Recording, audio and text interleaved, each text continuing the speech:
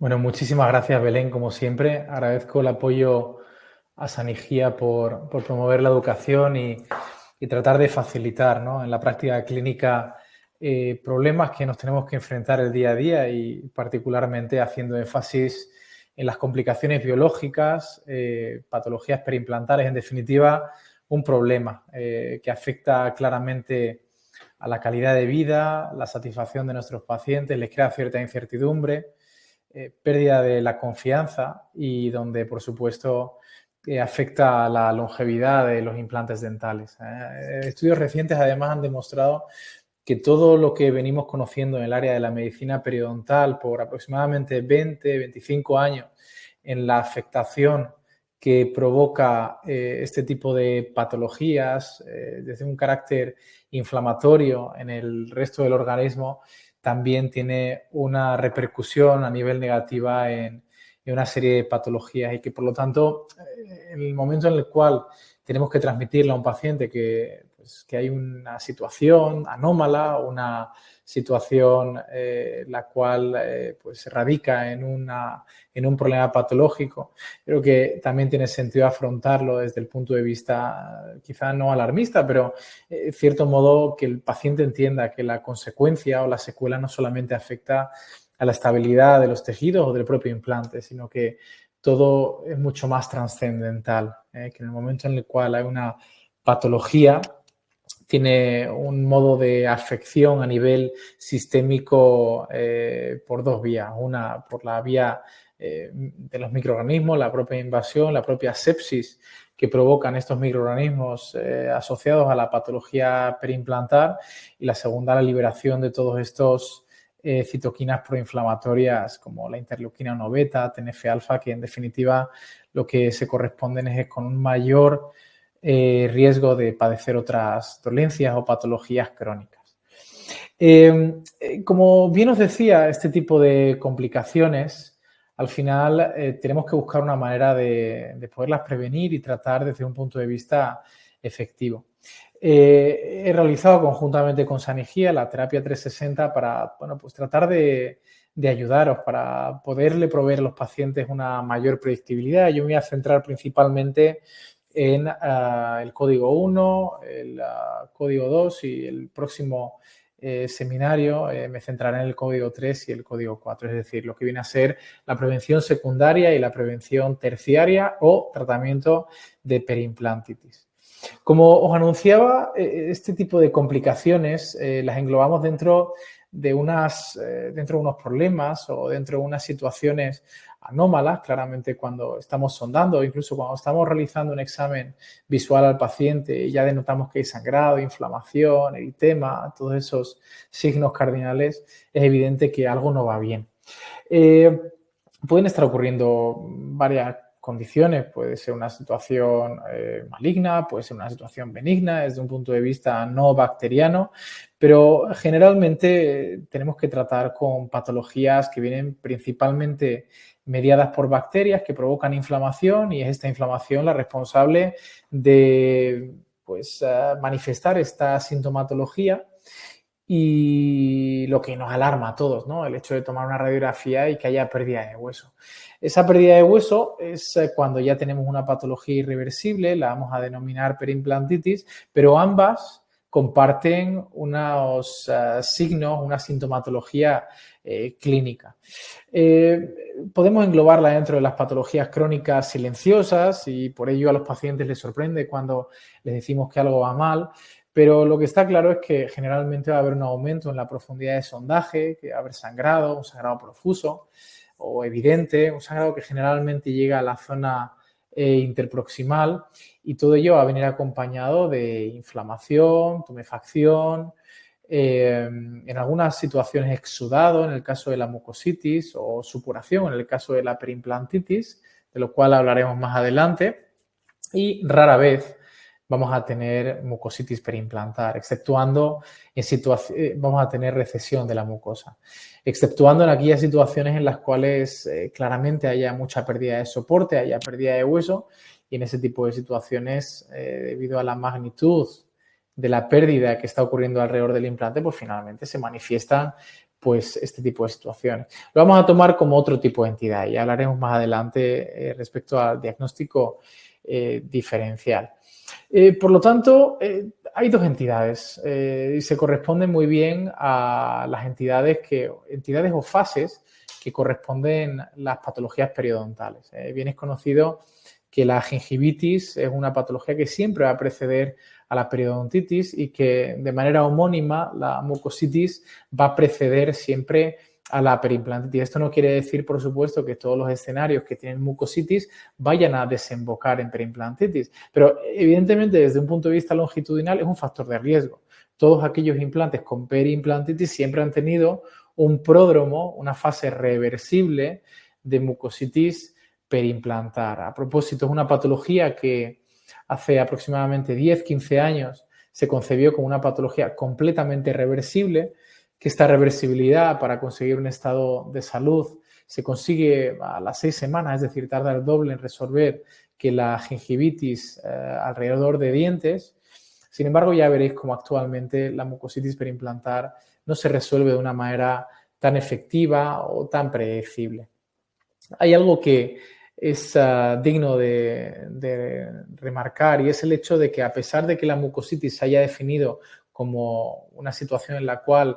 hay inflamación confinada en el tejido blando y por lo tanto hay sangrado, habrá que categorizar el sangrado. Un único punto de sangrado probablemente se pueda atribuir a trauma, mientras que un sangrado mucho más profuso, un sangrado más evidente, un sangrado como el que os estoy mostrando en esta imagen o incluso en la imagen que tenemos de fondo, evidentemente refleja que es un problema inflamatorio. Pero claramente no hay pérdida de hueso progresiva, no hay una pérdida de hueso que se haya manifestado después del año de la colocación final de la prótesis y que haya ido aproximadamente 1 milímetro más allá, o si estamos evaluando en un marco transversal implantes dentales que vienen a nuestra clínica y que no tenemos ningún tipo de radiografía ni medición clínica de referencia, estamos hablando de una pérdida de hueso menor a 3 milímetros, en la cual claramente sí que hay inflamación. Por lo tanto, este es el escenario, yo diría, más común cuando realmente tenemos una mucositis que nos deba de preocupar. Es un sangrado muy profuso, es un sangrado en el cual ocurre a menos de 15 segundos después del sondaje y en el cual además hay un aumento en la profundidad del sondaje. Por lo tanto, en este tipo de situaciones lo coherente será tomar una radiografía para poder discernir entre mucositis o periimplantitis, que ahí ya claramente estamos hablando de una pérdida de hueso de más de 3 milímetros, una destrucción a nivel ósea, una patología que se puede categorizar como una situación irreversible, de más difícil manejo, donde el manejo además demanda de mayores, quizá no habilidades técnicas, pero probablemente sí conocimiento y donde el pronóstico siempre va a ser mucho más desfavorable. Con respecto a estas dos patologías, pero principalmente enfocándose en la periimplantitis, hay dos factores de riesgo y no es de sorprender que un paciente que haya tenido periodontitis o que siga teniendo periodontitis vaya a tener un riesgo aproximadamente 3 veces mayor de tener periimplantitis y que por supuesto el cumplimiento en la terapia de soporte periimplantar va a marcar una clara diferencia, pero no solamente el hecho de que el paciente acuda o no acuda a esta terapia de mantenimiento, sino que además esto tiene que ocurrir con una periodicidad mínima cada 5 o 6 meses independientemente del perfil de riesgo. Claramente, cuando tengamos un perfil de riesgo elevado, un aumento en la acúmulo de placa, pacientes fumadores con hiperglicemia, pacientes que esté justificado citarlos cada 3 o 4 meses, se deberá de dar esa frecuencia de mantenimiento. Sin embargo, incluso un paciente con características saludables, sin historia de patología periodontal, han demostrado que si no acuden al menos 2 veces a la terapia de soporte periimplantar a lo largo del año, van a tener un riesgo 5 veces mayor de tener periimplantitis que aquellos pacientes en los cuales sí que acuden al menos 2 veces al año. Hay otra serie de factores sistémicos como el tabaco, la hiperglicemia, ambos se han asociado al fenómeno de periimplantitis en aproximadamente una tasa 2 veces superior y todo ello hay que controlarlo, no hay que lanzar directamente a la terapia implantológica cuando haya este tipo de pacientes, sino tratar en primer lugar de monitorizar, tratar de motivar, educar, instruir y después finalmente ser consecuentes, es decir, si es óptimo colocar implantes en pacientes fumadores o fumadores de más de 10 cigarrillos y, sobre todo, ser consecuentes a la hora de entender cualquier tipo de secuela o consecuencia que pueda venir asociado a ello. Pero ya enfocándonos en el diagnóstico, a la hora de identificar cualquier tipo de anomalía, un estadio precoz, un estadio de mucositis periimplantar, el elemento o herramienta que claramente marca la diferencia y se debe utilizar en la base diaria durante todos los mantenimientos, durante todos los chequeos, y además tenemos que instruir a nuestros compañeros, nuestras compañeras higienistas, compañeros de otras disciplinas para que lo realicen con cierta asiduidad, es la sonda periimplantar. Porque a pesar de que, entendiendo los tejidos periimplantares que difieren de una manera significativa de los tejidos periodontales debido a esa orientación de las fibras de manera circunferencial o paralela al eje longitudinal de los implantes y que, por lo tanto, es evidente pensar que pueda reflejar una inexactitud o quizá que pueda penetrar mucho más la sonda periimplantar en contraste con el sondaje alrededor de dientes, aún así siempre nos va a marcar claramente una condición y, por lo tanto, tendremos que ser más flexibles a la hora de definir cuándo hay una anomalía o cuándo hay algún tipo de situación patológica, y es por ello que esa flexibilidad lo que incide es en sumarle a esos 4 milímetros que generalmente utilizamos como umbral para definir una patología periodontal, sumarle 2 milímetros para empezar a definir cuando tenemos una patología periimplantar. En base a ello, una profundidad de sondaje de 6 milímetros o más es realmente lo que nos debe de alarmar para entender que algo no está ocurriendo de manera correcta. Y ahora pueden surgir las especulaciones, las dudas, los dilemas de si durante el sondaje se dañan los tejidos periimplantares. Hace ya más de 15 años se demostró que al cuarto día después de sondar hay una reparación del tejido conectivo y que, bueno, pues evidentemente durante los primeros días puede haber una ausencia de esa unión que puede llegar a surgir, una unión leve, evidentemente, de cualquier manera, pero no hay ningún tipo de daño irreversible. Y, de hecho, la otra teoría que aboga por no utilizar la sonda periimplantar alega que generalmente la sonda puede traspasar esas bacterias patógenas anaerobias, bacterias que no toleran el oxígeno, a zonas donde implantes sanos tienen un ecosistema completamente saludable. Eso va a ser algo muy atípico, muy raro, porque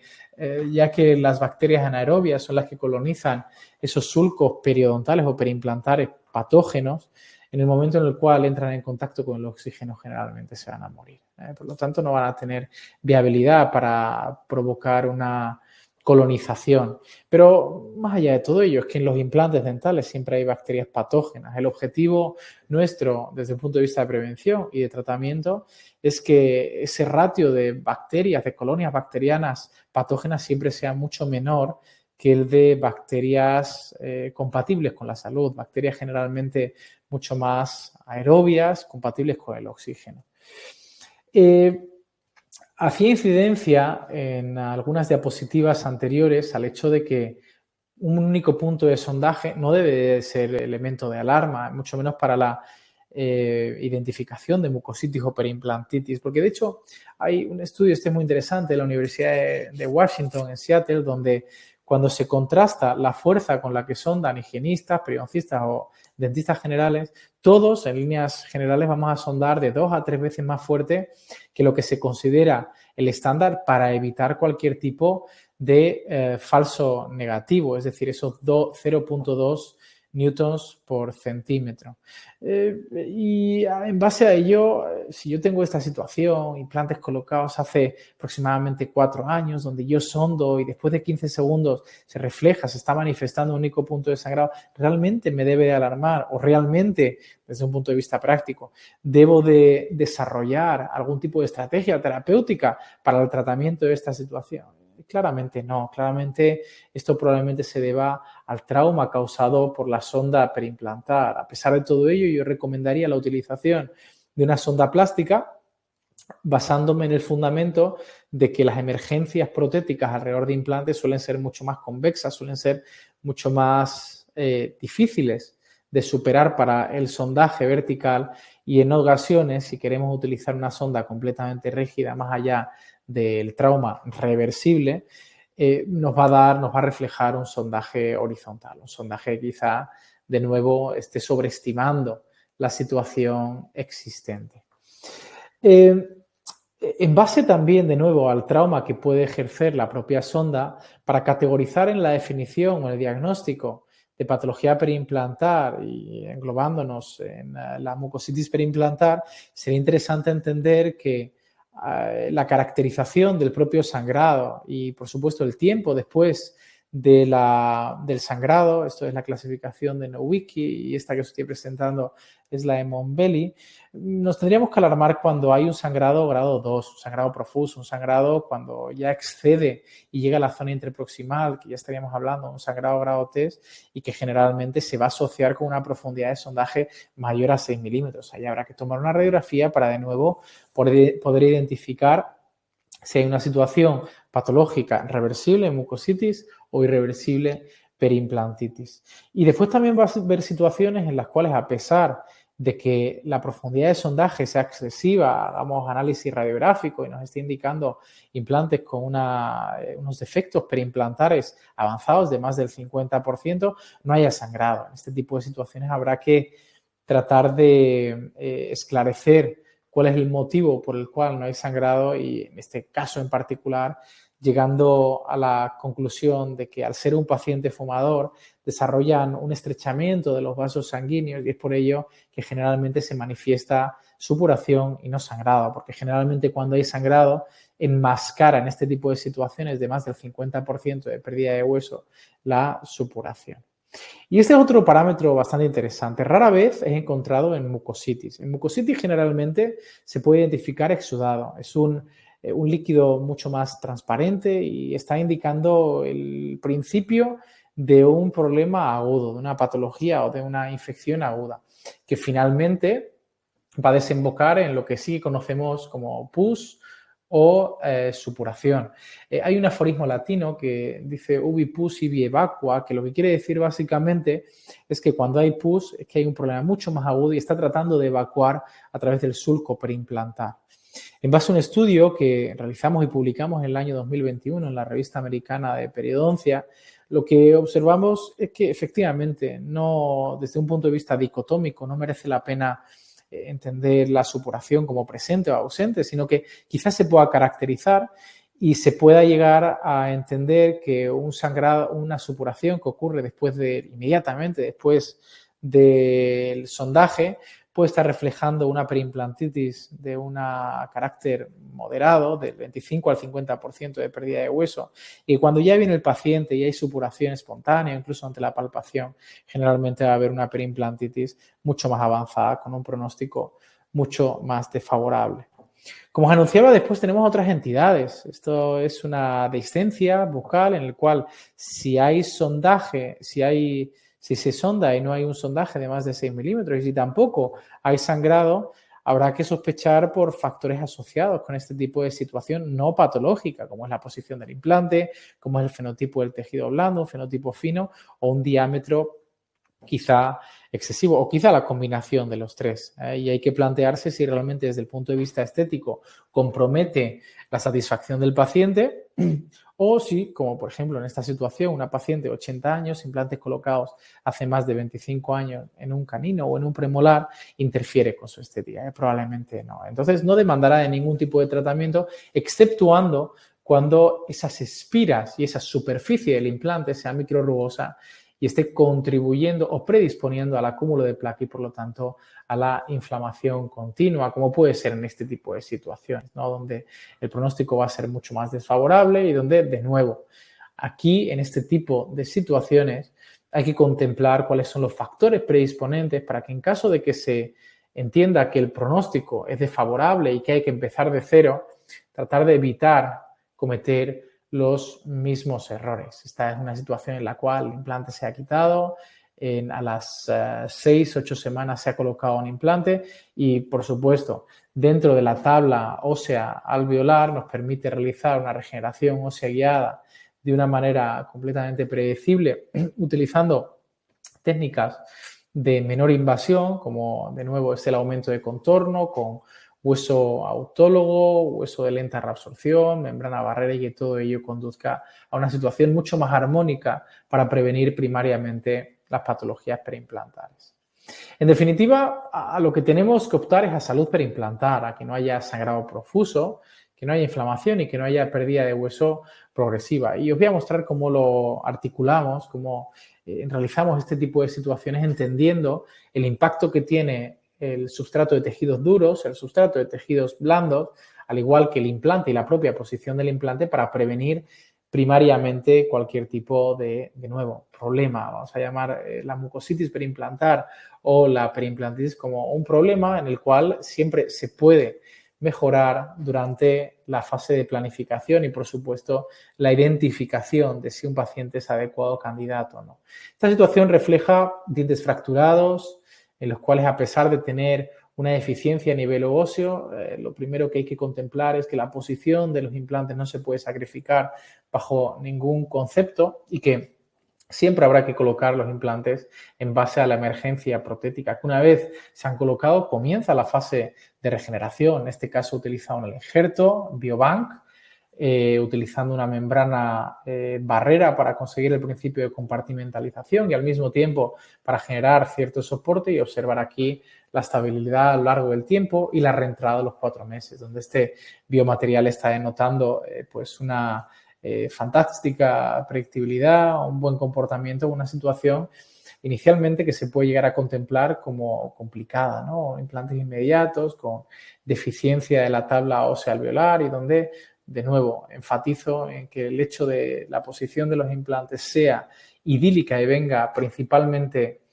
denotada por la emergencia protética siempre debe de primar. O situaciones mucho más engorrosas, ¿no? Pérdida del soporte interproximal, pérdida de papila, paciente deseando un resultado mucho más estético y donde tras la colocación de mi implante en la posición de nuevo protéticamente guiada, no necesariamente optando a cirugía guiada, sino donde realmente el mock-up indica que debe quedar el perfil de emergencia. Regenero a lo injerto de nuevo Biobank en ese defecto infraóseo afectando al tejido periodontal adyacente, con injertos de tejido conectivo para aumentar mucho más desde un punto de vista volumétrico y también conseguir soporte a nivel interproximal. Y aquí podéis observar resultados mucho más enfocados, mucho más englobados en una satisfacción más estética donde de nuevo las complicaciones biológicas se han minimizado al haber provisto un suficiente substrato óseo que está protegiendo la presencia de mucosa queratinizada y la posición del implante óptima para poder pues bueno, conseguir un adecuado resultado estético y funcional, preveniendo de cualquier manera cualquier tipo de complicación biológica. Va a haber situaciones en las cuales, a pesar de realizar regeneración ósea, va a haber pérdida de hueso. De nuevo, esa pérdida de hueso es atribuible al proceso de remodelación fisiológica que ocurre hasta completar los 12 meses después de la colocación de los implantes dentales. El hecho de que un implante tenga pérdida de hueso no denota que tenga perimplantitis. Si hay sangrado, hay mucositis. Si no hay sangrado ni hay aumento en la profundidad de sondaje, entonces hay salud perimplantar. Pero hay algo muy relevante, es que hay información emergente en nuestro área que indica que aquellos implantes que tienen ya parte de su superficie expuesta a la cavidad oral siempre van a tener una mayor probabilidad de tener complicaciones biológicas a largo plazo. De nuevo, habrá que poner a todos los pacientes en una estricta monitorización, pero quizá haciendo mucho mayor énfasis en este tipo de pacientes para evitar una pérdida de hueso progresiva. Otra entidad de carácter desconocido es esa pérdida de implantes que se manifiesta radiográficamente con una radiolucidez alrededor de todo el implante, sin un defecto claramente circunferencial o en forma de cráter, donde los implantes se pierden inexplicablemente con mucho tiempo de seguimiento y donde generalmente se puede llegar a atribuir a una parafunción o a una disarmonía desde el punto de vista oclusal. Y ya finalmente, cuando hay mucositis perimplantar, se evidencia una radiografía en 2 dimensiones que no es necesario ir más allá, pero siempre va a haber una infraestimación de 1 milímetro. Lo mismo que ocurre con la utilización de la tomografía axial computerizada de haz cónico en el momento en el cual se identifica una pérdida de hueso radiográfica o una periapical o una radiografía en 2 dimensiones y se opta por entender mucho mejor las características topográficas del defecto utilizando este tipo de herramienta radiográfica. Hay un dato muy relevante que hay que destacar referente al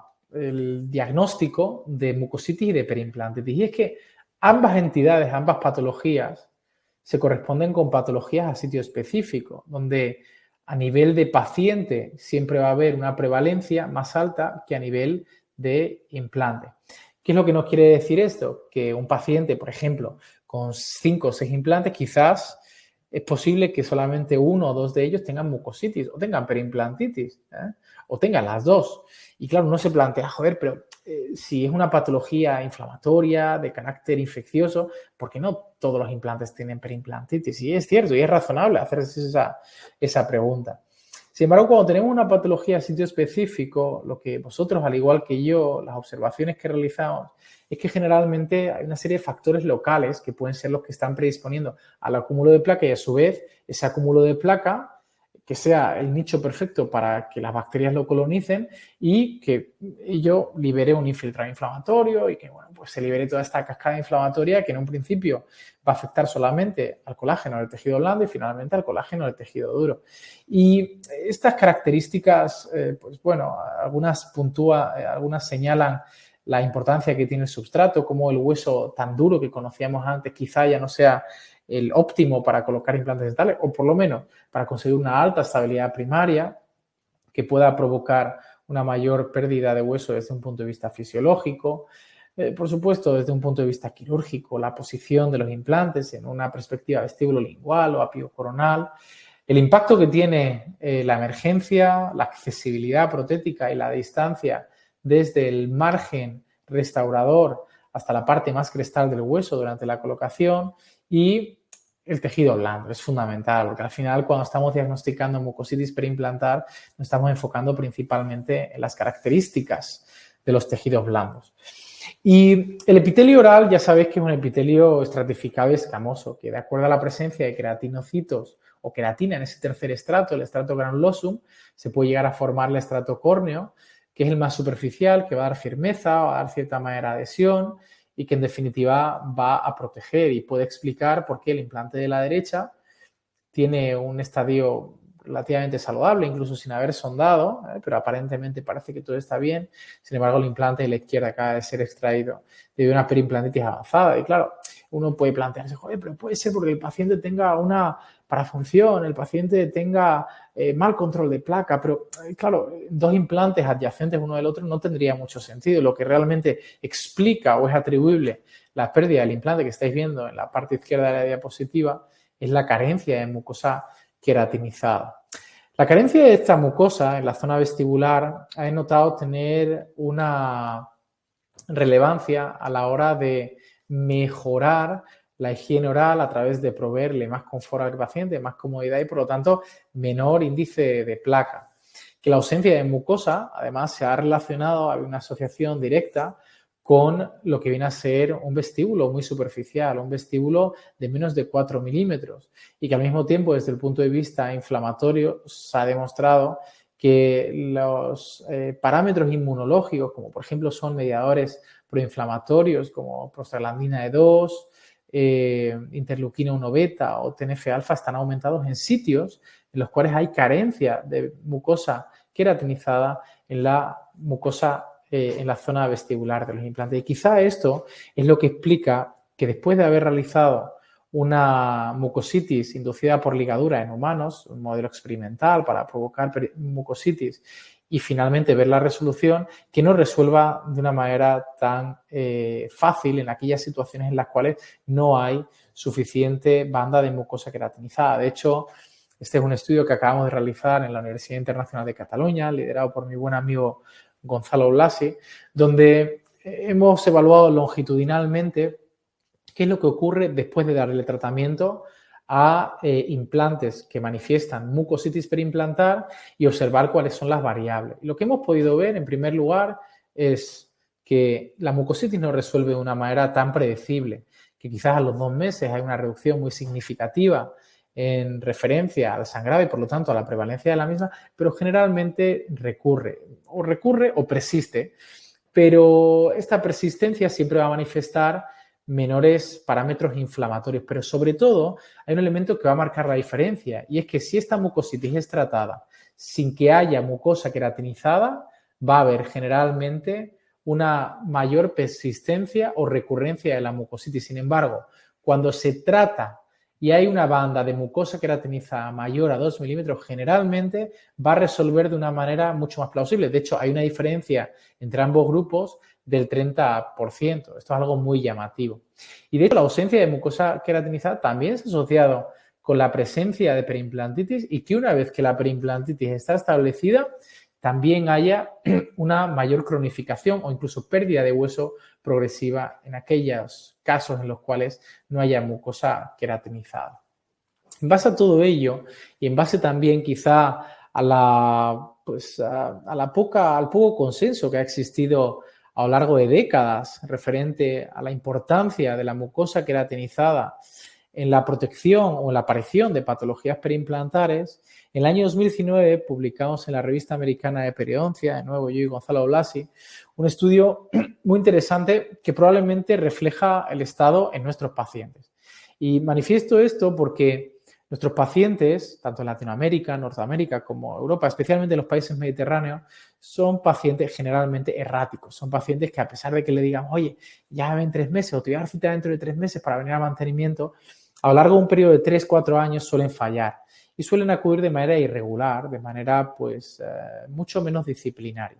Bueno, pues en estos pacientes la mucosa queratinizada juega un papel fundamental. De hecho, cuando no hay mucosa queratinizada y es un paciente irregular con la terapia de mantenimiento, terapia de soporte, estos pacientes van a tener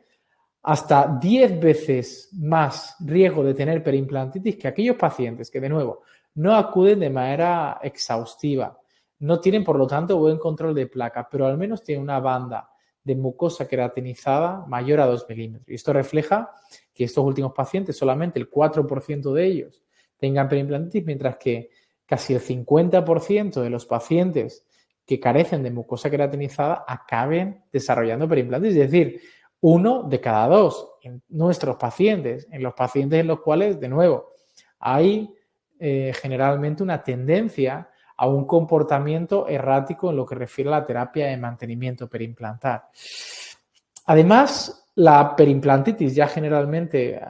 ya enfocándonos en esta patología donde la mucositis se manifiesta como su pródromo, generalmente va a existir con una mayor asociación en la zona mandibular posterior. Y es que es precisamente en esta zona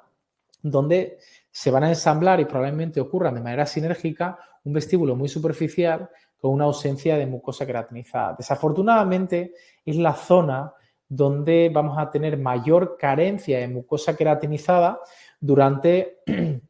la colocación de implantes debido a este proceso de atrofia o de colapso después de la extracción de las piezas dentarias y donde va a ser mucho más notorio en la zona mandibular que en la zona maxilar. Para este tipo de situaciones, lo que se consideró como el gold estándar es el injerto libre, un injerto que está compuesto por epitelio, por tejido conectivo, generalmente de 2 milímetros, para poder proveer suficiente estabilidad para ganar en mucosa queratinizada, para ganar en vestíbulo y para forjar quizá un mayor sellado.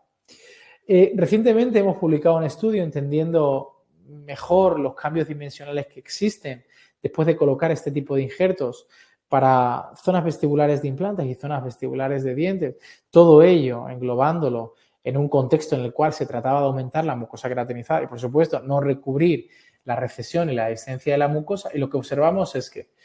hay una contracción o un cambio dimensional aproximadamente el 10% mayor alrededor de implantes que alrededor de dientes. Algo más importante es el hecho de que esta contracción o estos cambios dimensionales vienen atribuidos principalmente al cambio que ocurre en sentido apiocornal y no tanto a nivel mesiodistal. ¿Qué es lo que nos está indicando esto? Pues principalmente que hay un colapso, que ese colapso va a ser mayor en la zona molar que en la zona premolar, mucho mayor en la mandíbula y que además viene explicado por la inserción mucho más crestal de las fibras del músculo buccinador, el cual se va a orquestar de una manera mucho más crestal en aquellos vestíbulos inicialmente mucho más superficiales y en mandíbulas mucho más atróficas en contraste con zonas maxilares o con zonas donde haya ya un vestíbulo que sea más profundo a 4 milímetros. Es por ello que este tipo de injertos libres se van a someter a una mayor contracción en la zona molar que en la zona premolar y bajo este tipo de situaciones clínicas, con un vestíbulo mucho más superficial y además una mandíbula muy atrófica, la cual generalmente es la que vamos a tener que estar trabajando durante una segunda fase cuando identifiquemos algún tipo de complicación biológica, ya que los implantes dentales ciertamente siempre se van a estar colocando en la gran mayoría de los casos cuando hay algún tipo de grado de atrofia a nivel centrípeto o centrífugo. Y en este tipo de situaciones habrá que anticipar, por supuesto, mayor cambio dimensional en la zona mandibular, pero si a pesar de todo del tratamiento mecánico de la mucositis periimplantar con el aeropulidor, con curetas, con instrumentación mecánica que siempre hemos utilizado durante la terapia de mantenimiento, sigue denotando a los pacientes algún tipo de incomodidad o algún tipo de sangrado más profuso que nos pueda alarmar y que nos pueda hacer pensar que es un caso que finalmente va a desembocar en periimplantitis, pues utilizar este tipo de injertos. Aquí tenéis, por ejemplo, la utilización con la sutura de Brown, la estabilización, la ganancia de mucosa queratinizada a lo largo del tiempo, de nuevo, evitando frustrarse en que ese colapso haya sido mayor en la zona molar que en la zona premolar. Todo ello viene, en definitiva, predispuesto por las características anatómicas. Que en la era de la implantología que tenemos que vivir, en la cual tenemos que quitar implantes dentales, realizar grandes regeneraciones, siempre hay que anticipar cualquier tipo de acondicionamiento de los tejidos blandos después de haber realizado la terapia reconstructiva. Esto hay que planificarlo con antelación para que el paciente no entienda que, pues que ha ocurrido algo inesperado, ¿no? Porque al final de nada vale realizar una regeneración, una terapia heroica, que estoy completamente convencido de que todos vosotros lo realizáis de manera muy predecible. En España tenemos unos cirujanos, implantólogos, periodoncistas fantásticos y ello nos involucra también en un mayor nivel de educación, pero por supuesto más allá de la terapia reconstructiva que haya que realizar para evitar las secuelas después de extracción de dientes o después de la extracción de implantes dentales, habrá que acondicionar los tejidos para favorecer o prevenir cualquier tipo de patología periimplantar. Cuando, de nuevo, después de haberse realizado una terapia mecánica para el tratamiento de la mucositis periimplantar, sigue denotándose que a esa situación hay además ausencia de mucosa queratinizada, hay acúmulo de placa debido a la incapacidad o a la incomodidad que tiene el paciente para realizar la higiene oral personalizada, de nuevo, habrá que realizar un colgajo a espesor parcial o colocar este tipo de injertos epitelizados, injertos con epitelio, con tejido conectivo, que favorezca la salud, que favorezca la profundización del vestíbulo, el aumento de mucosa queratinizada. En definitiva, un mejor sellado del sulco periimplantar. Y va a haber situaciones mucho más complicadas, como por ejemplo esta. Un clínico me envía estos implantes después de haberse colocado, se habían colocado con una regeneración, una terapia que pues bueno, englobaba el hecho de mantener al paciente dentro durante más de 6 meses y finalmente, pues fijaros, ¿no? en lo que ha desembocado. Y yo lo que os quiero mostrar es que cuando hay este tipo de situaciones, implantes fuera de la tabla ósea alveolar y no se puede quitar los implantes porque el paciente se los ha colocado de manera reciente, ya comienza el tratamiento prostodóntico, el paciente que no depende de ti, un compañero te pide un salvoconducto, evidentemente cuando hay que optar por hueso, una segunda fase, un defecto no contenido o por el contrario realizar este tipo de injertos epitelizados, claramente yo lo prefiero. Y fijaros cómo, entenderme, yo como periodoncista no me siento orgulloso de mostraros esta imagen llena de cálculo, pero imaginaros la situación si no hubiera habido ese sellado provisto por la mucosa queratinizada. Esta es una paciente que viene cada 4 meses para el mantenimiento periimplantar, donde el clínico ya ha delegado a nosotros para que llevemos a este paciente, pero por motivos motoros la paciente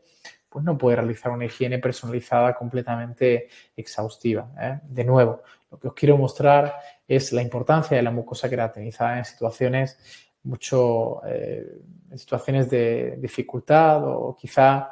en situaciones que supongan un reto para la salud periimplantar. Otro dilema que podemos plantearnos es si realmente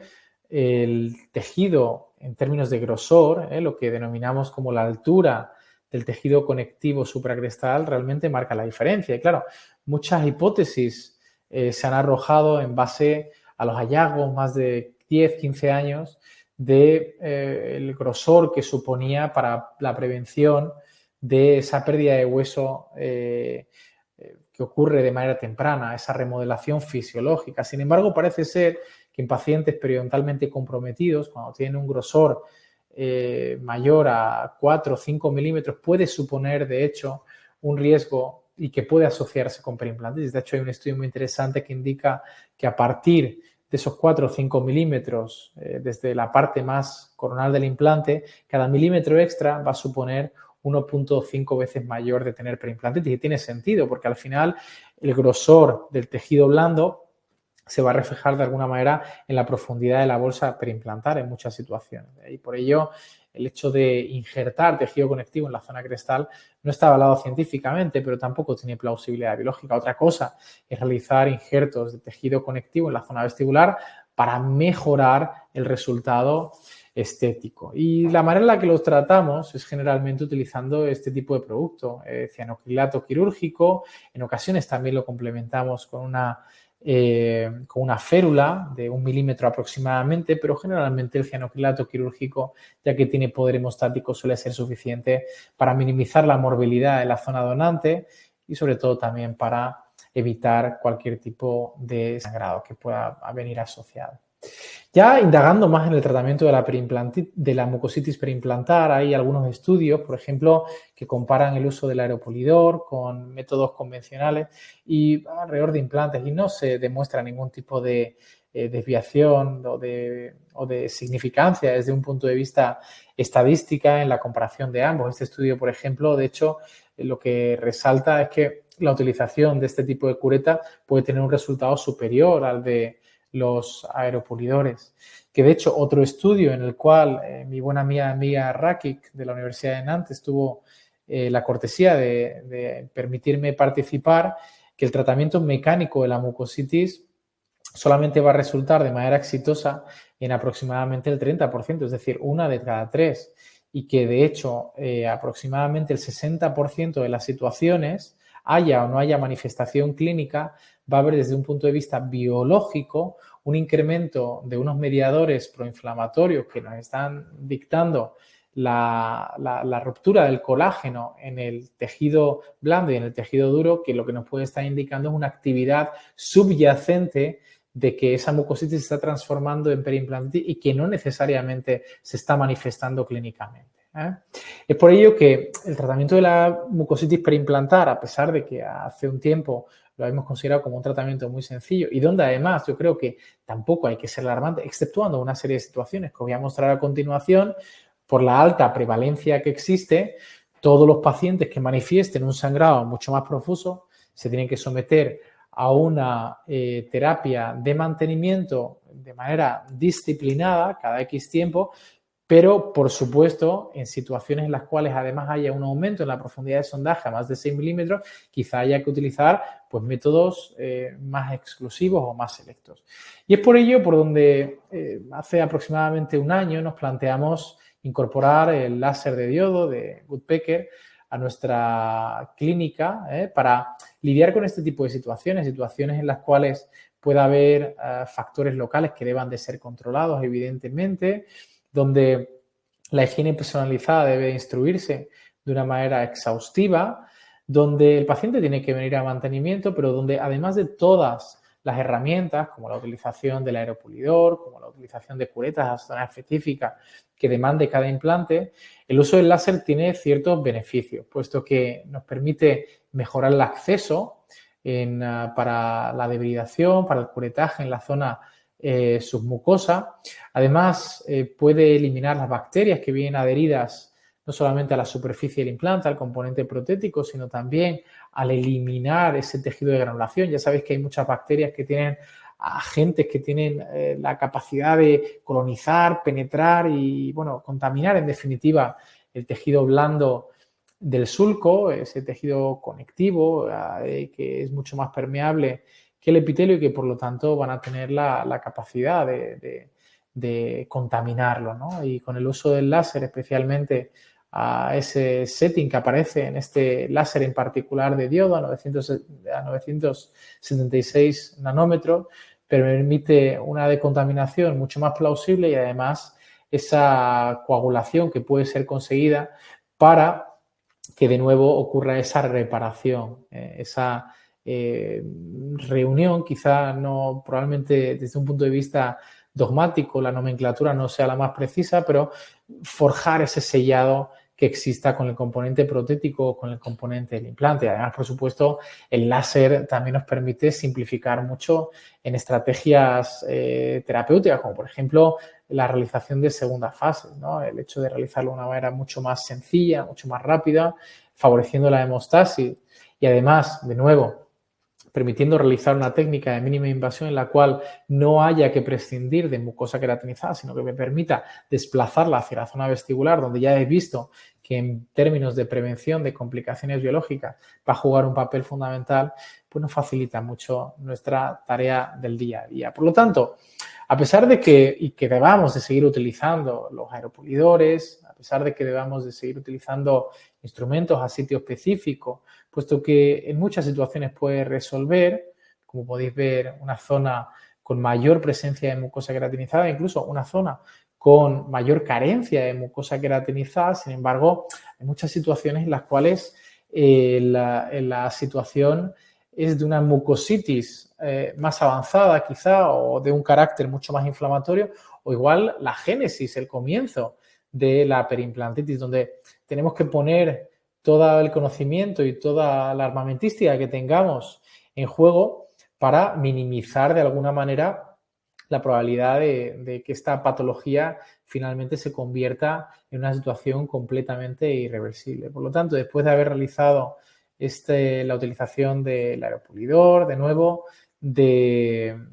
estos instrumentos a sitio específico, como son la utilización de cureta y asegurarnos de que no hay ningún tipo de residuo, yo recomendaría en este tipo de situaciones, de nuevo, fijaros, con pérdida de hueso compatible con la definición de mucositis periimplantar, donde puede haber bacterias ya adheridas a la superficie del implante o al componente protético, utilizar este láser que trate de penetrar a lo largo del surco periimplantar y que sea, pues bueno, paralelo o longitudinal al eje longitudinal de los implantes, para poder eliminar todo ese residuo, poder eliminar todas las bacterias asociadas a esa situación y finalmente conseguir una reducción muy significativa en la profundidad de sondaje y donde ya no haya ningún tipo de inflamación o algún tipo de indicio que nos pudiera hacer pensar que esa patología sigue subyacente o sigue progresando y finalmente que se pueda perpetuar una periimplantitis o este tipo de situaciones, de nuevo, donde no somos completamente exitosos con la utilización del aeropulidor, donde claramente hay que instruir muy bien al paciente en la utilización de métodos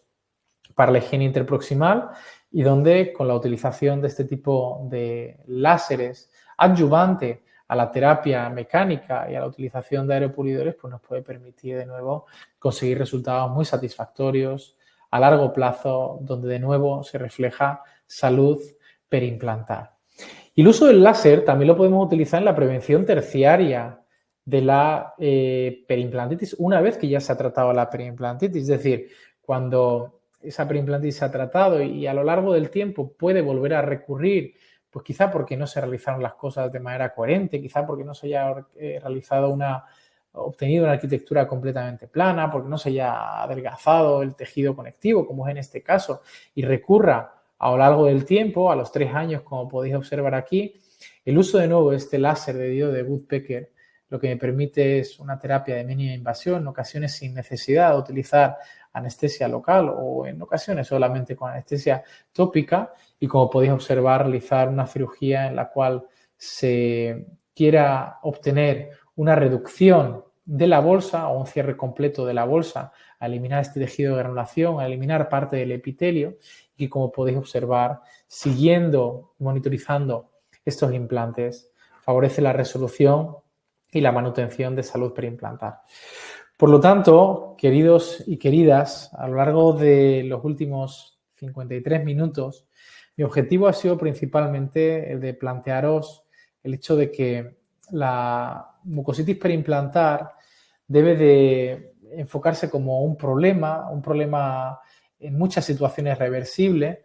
un problema que no tenemos que ignorarlo, puesto que puede provocar de alguna manera periimplantitis, que todos estos pacientes se deben de someter a una terapia de mantenimiento periimplantar, pero que en aquellas situaciones en las cuales no solamente haya sangrado profuso, sino además un aumento en la profundidad de sondaje, o en aquellas situaciones en las cuales no revierta, habrá que contemplar dos elementos en los cuales puede haber algún tipo de inferencia en esa resolución. Uno, el componente protético, que la propia prótesis esté irritando, o que el tejido blando no tenga unas características firmes, unas características adheridas, unas características que además le estén confiriendo al paciente confort. Y si una vez esos dos factores están controlados, aún así sigue habiendo recurrencia de la misma en cada fase de la terapia de soporte periimplantar, yo os animaría a que utilizarais este método como, de nuevo, estrategia adjunta a la terapia de mantenimiento para la prevención secundaria de la periimplantitis. Y con ello os agradezco mucho vuestro tiempo, vuestra atención y estoy